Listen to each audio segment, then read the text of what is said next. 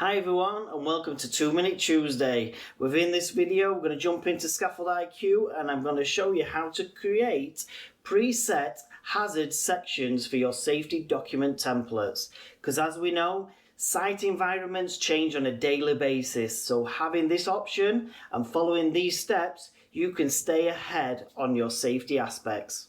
So let's get started.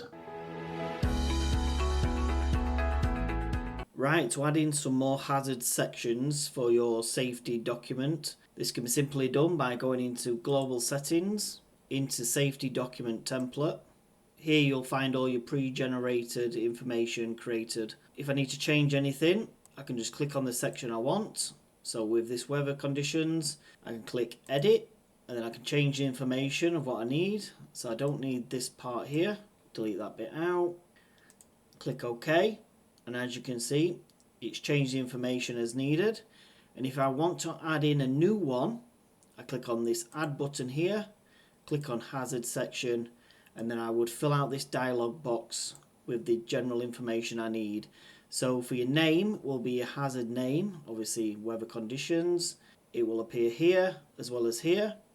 And then your control measure. So as you can see, for the weather conditions, got the control measure here.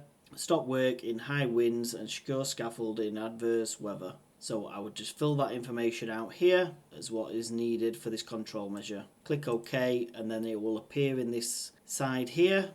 Then if I need to change any of this in regards to order, all I need to do is click on which one I want to change and just move it up using these arrows and it'll put it where you want it. Then just click OK. And that's all your information updated, ready for your safety document template.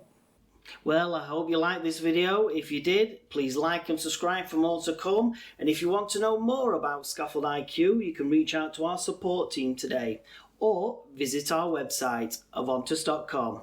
Thanks for watching.